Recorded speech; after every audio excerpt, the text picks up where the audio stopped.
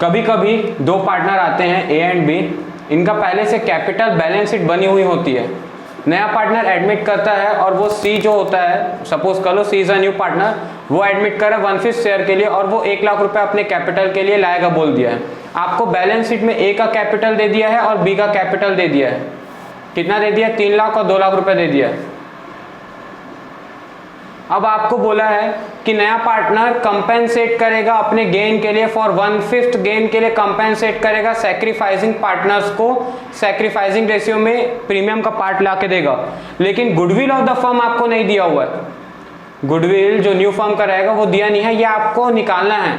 इसीलिए इस टॉपिक का नाम है हिडन गुडविल। तो हिडन गुडविल कैलकुलेट कैसे करते हैं? बात ऐसी है कि नया पार्टनर जितना भी कैपिटल लाएगा, सपोज करो यहाँ पे हमको पता था, ये याद रखना, ए और बी कैपिटल कितना ला रहे हैं? 3 लाख और 2 लाख रुपए का कैपिटल दिया हुआ है और नया पार्टनर 1 लाख रुपए ला रहा है for his 1/5 capital.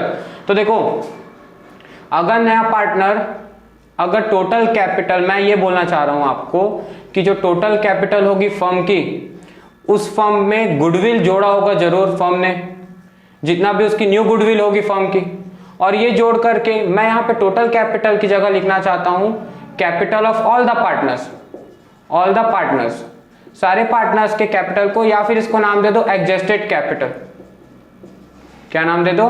Adjusted capital. तो एडजस्टेड कैपिटल कैसे निकलता होगा? ए का जो कैपिटल दिया हुआ है वो, पहले से बी का जो दिया हुआ है कैपिटल वो, जो नया पार्टनर आया उसका भी कैपिटल, प्लस ये दोनों का जो कैपिटल रहेगा ना, ये एडजस्टेड बेसिस पे रहेगा। इसका मतलब इन पे रिवैल्यूएशन का जो प्रॉफिट है वो बढ़ चुके रहेगा। इनकी पुरानी बैलेंस शीट में जितने भी रिजर्व्स दिए होंगे वो सारे रिजर्व इनके में आपस में पार्टनर्स के ओल्ड प्रॉफिट शेयरिंग रेशियो में ही इनके बैलेंस में बढ़ चुके होंगे।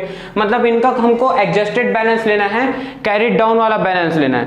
जितना भी बैलेंस इनमें, जैसे फिक्टिशियस एसेट जितने भी होंगे, जैसे एडवर्टाइजमेंट सस्पेंस हो गया, ओल्ड गुडविल हो गया, तो ये सब इनके कैपिटल से डिडक्ट हो चुका होगा और यहाँ से इनका जितना भी रिजर्व होगा या प्रॉफिट एंड लॉस अकाउंट का बैलेंस लायबिलिटी साइड में इनके बैलेंस शीट में अलग से पड़ा होगा, जो कैपिटलाइज नहीं होगा अभी तक इनके कैपिटल्स में, वो इनके में ऐड हो जाएगा। तो मैं यहाँ पे बोलूंगा adjusted capital of old partners plus new partner capital will be equal to adjusted capital, या फिर ऑल द पार्टनर्स कैपिटल के बराबर होगा।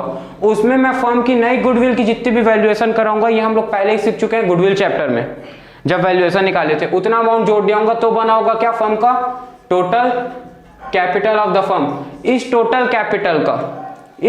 कैपिटल का जितना भी शेयर के लिए नया पार्टनर आ रहा होगा, सपोज कर लो 1/5 शेयर के लिए आ रहा है, तो वो पैसा लाया कितना? 1 लाख रुपए। तो ये 1 लाख रुपए जो ला रहा है, मैं आपको बोलूं कि अगर वो 1 लाख रुपए ला रहा है 1/5 के लिए, तो टोटल कैपिटल कितनी रही होगी बताओ? 5 लाख रही होगी। कैसे निकाला है 5 लाख? तो कुछ नहीं, सिंपल सा बस ये तरीका मैंने लगाया,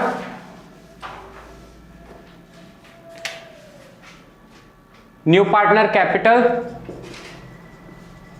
capital into reciprocal of its share, reciprocal of its share, मतलब उसका शेयर कितना था? 1/5, तो 5/1 कर दूंगा, और उसका पार्टनर का कैपिटल कितना लाया था? तो 1 लाख रुपए लाया था वो अपने कैपिटल के लिए।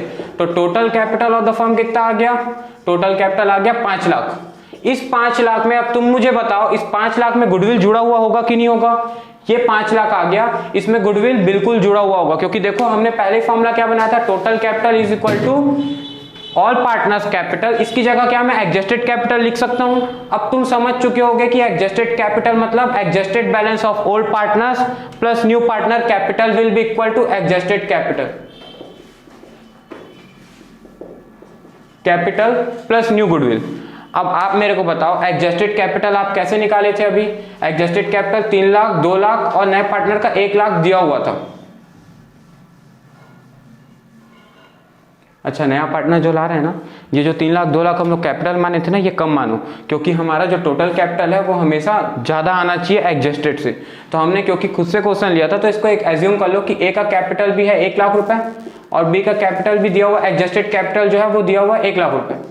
ए का एडजस्टेड और बी का एडजस्टेड हम लोग ने कैलकुलेट कर लिया, मतलब रिवैल्यूएशन, प्रॉफिट, लॉसेस और advertisement suspense, goodwill, right of, ये सब एडजस्ट होने के बाद जो इनका कैरिड डाउन बैलेंस बचा ना, वो इतना बचा ए और बी के कैपिटल का। इसमें हम सी का कैपिटल भी ऐड कर देंगे। सी भी 1 लाख रुपए कैपिटल लेकर के आ रहा था, तो एडजस्टेड कैपिटल कितना आ गया, 3 लाख रुपए आ गया। ये फॉर्मूले में मैं पुट कर रहा हूं जिससे मेरी गुडविल निकल जाएगी। न्यू गुडविल मेरे को नहीं पता, एज इट इज लिख दो, is equal to total capital कितना अभी निकाले थे हम लोग, 5 लाख रुपए reciprocal, new partner capital into reciprocal of it share करके हम लोग total capital of the firm निकाले थे।